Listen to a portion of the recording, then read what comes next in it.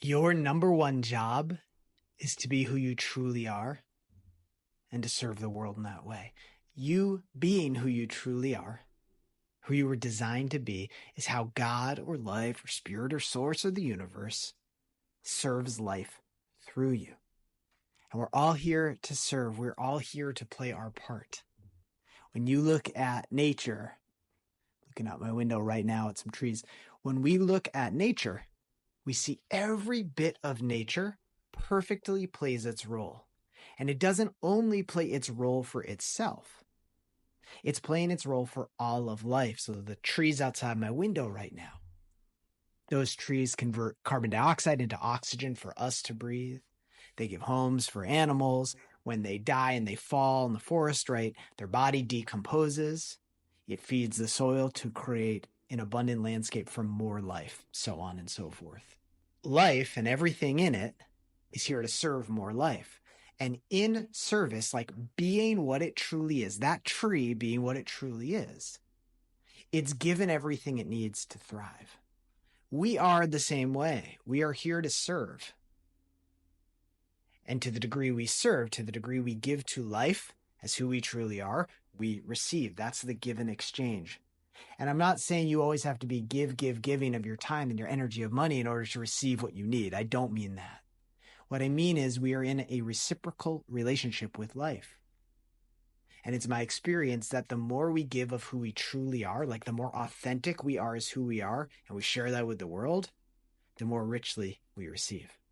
To some degree or another, we've all been taught to hide who we truly are for our safety, out of fear, and then it's reinforced, this pattern's reinforced by the stories we tell ourselves over and over and over again. So I'm sure all of us, like you can think of a time, if you think back to when you were a kid, where you were taught you are bad or wrong in some way for just being who you are. And we're not here to blame anybody. I'm not blaming your parents. I'm not blaming my parents. But in some moments, like you might have just been expressing your joy, yelling at the top of your lungs. You're so excited. And you might have heard like, be quiet. You're just too loud. And in that moment, your parent might have been stressed out or on the phone and they just didn't think before they spoke. But the message that sends to you, especially if it's repeated, is who you are is wrong. We don't want to be wrong. We don't want to be wrong too much because if we push people too far, our caregivers, what can happen? Love can be withdrawn. And as a little kid, if love's withdrawn, that starts to signal danger to our minds. We don't know how to take care of ourselves. So this may seem minor, but it has a major impact in our lives. Because what happens is when this is left unchecked, and it is for most of us until we get well into personal development, we are walking around as this version of ourselves that's not actually authentic. It's not who we truly are. And we don't even realize it. That's the kicker to me. We don't realize it. And then what happens is this. We walk around as this learned version of ourselves, as this adopted version that we believe is palatable, is acceptable to other people. We're walking around as that version of ourselves, giving that to the world. And we receive based on what we're giving. So we're all right now walking around in a reality that's a reflection of who we're being. You think about it like this, our thoughts and our feelings, what's going on in our mind and our consciousness, determines the actions we take. And the actions we take determine the results we walk around in. But it all starts with who we're being. And if we're walking around unconsciously as a facade of who we truly are, innocently, subconsciously, unconsciously, if we're walking around as this facade, that facade is the version of ourselves that's creating these results. And if you're watching this right, and you have tried like crazy to change your results, you've done everything you can think of, and it's not really changing, or at least it's not changing the way you want, it's probably an authenticity and vulnerability issue or question. Being who you really are may be the answer here. So I will acknowledge before we move on, we could write books and books and books on this subject. I could record probably 10 hours of videos. I'm sure y'all don't want that, but I could. And what I mean to say is we're taking a very big topic, a complex and dense topic, and I'm trying to just narrow it down and simplify it a little bit So you can leave this 10 or 20 minutes, however long this video will be, with real awareness of what gets to change and start to change it. So we're going to talk about two types of vulnerability. The first is a vulnerability with yourself. This looks like being honest with ourselves, letting ourselves feel what we're actually feeling, being honest about the beliefs we actually hold, and seeing how these beliefs actually shape our reality. Now, again, this might sound really simple, and it is really simple. Like, the idea is not that complex, but how it impacts our lives is massive. Most of us are not walking around at a very high level of vulnerability with ourselves. One of the biggest things I see with clients is clients not actually allowing themselves to acknowledge how they're truly feeling. Because they think if they do, it's going to be some Pandora's box they open up and they'll never stop crying, for instance, or being mad or whatever it is.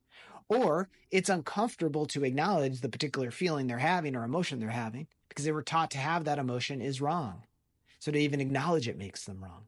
It's fascinating and sometimes pretty shocking how little honesty and vulnerability we have with ourselves. But it has to start with ourselves, right? How can we be vulnerable with the world and give the best of ourselves if we're not even giving the best of ourselves to ourselves? If we're not even being vulnerable with ourselves to go, this is actually what's going on for me. I know for me, my life and my business changed forever when I got real with myself. Now, I thought I was being real with myself previous to this moment I'm remembering, and I was, maybe to the extent I was capable of. But I got with a mentor at the time, and it completely changed what it meant to me to be honest with myself, to be vulnerable with myself and go, you know what? Underneath all the facade, this is what's actually going on for me. And it became a momentum to go create something new. So it has to start with ourselves. The second type of vulnerability is the vulnerability we have with other people. Being honest about our desires, being honest about our preferences, being honest about our needs, truly sharing what's in our heart with another human being. And this is a doozy for some of us. Because most of us, in some way, shape, or form, right, we're taught to withhold that stuff. We withhold it from ourselves. But to imagine sharing it with someone else, there is risk in that. Because what if someone else doesn't like it? What if someone else rejects it? It's risky. We don't know what's going to happen. So we hold that in. We go with the flow. Or sometimes maybe we don't go with the flow. Another reactive measure could be the other end of the spectrum, where we constantly really push for what we want. We're the loudest person in the room. We force it to go our way. But that's still not really being vulnerable. Why? Because underneath that force is an unmet emotional need. It's an untold emotional story or narrative. So what it might look like at either end of that spectrum of completely going with the flow or completely forcing our hand is to actually be honest, to go, you know what? This is what's actually going on for me right now. I prefer this, but I'm worried about that. I'm worried about this, I prefer that. You get the point. At either end of the spectrum, we're not actually being vulnerable. We're not actually sharing what's going on.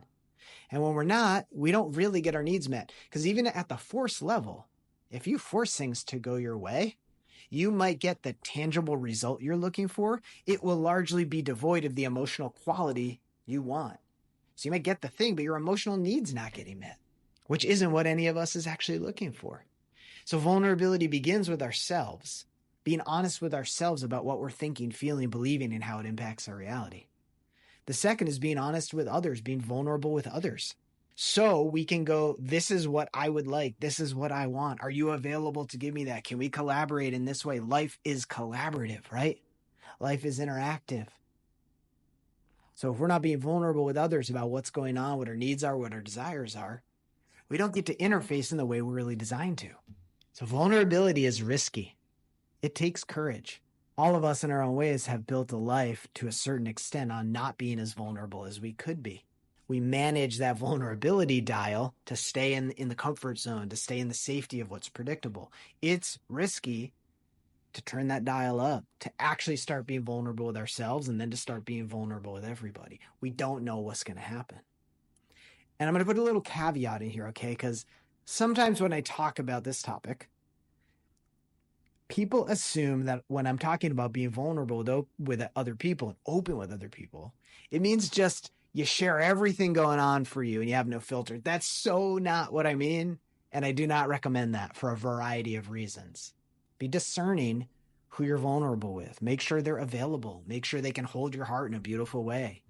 So do this by degrees and steps. This is not me advocating you run out and just start telling everybody your deepest emotional needs or desires. That's not what I mean. I do mean starting to take a risk with those closest to you. Take a risk with the people you're building with in business, in life, in relationships with family. Take a risk to actually share instead of just getting reactive or going, hey, do you want to go to the movies with me? And someone says no. So you ask your spouse, your partner, and they say no. But what you're actually looking for here was connection. You're feeling sad. You're feeling scared. And you wanted to have 2 hours next to someone you love, just zoning out because that's what your mind and heart need to be dealing with what's going on. If you don't share that and they say no, they think you're just inviting them for 2 hours of movie. What you're actually asking is, will you sit with me? Will you be by my side as I sit with this thing? That's such a different ask. And when you don't ask, you don't give someone the opportunity to show up for you in the way that you really want to, and the way that might completely transform your relationship forever. Vulnerability is risky. It takes courage. You're opening new doors. You have no idea what's going to happen. And it's not until we're really vulnerable with ourselves and others that we can be vulnerable with God. And to be vulnerable with God is what allows God to actually express through us. And again, with the word God, substitute whatever word you like, doesn't matter to me.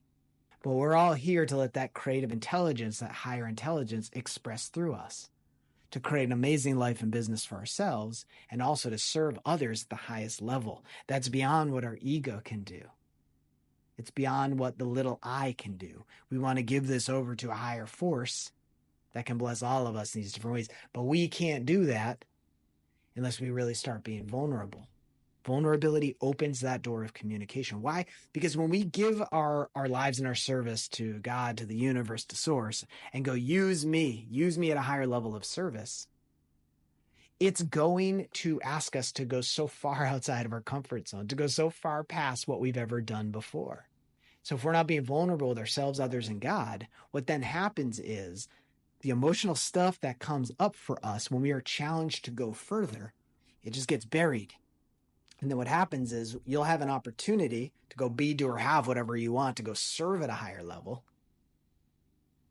But eventually you'll say no to it. You'll ignore it. You'll miss it, some version of that, because it triggers too much of this stuff that has been tamped down, rather than opening the door to vulnerability and letting it out, letting it be expressed, letting it move with yourself, with others, and with God.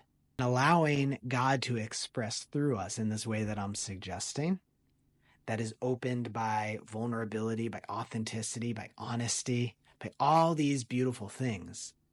Allowing God to express through us in that way is what takes our lives and our businesses and our relationships from wherever they are to miracle level experiences.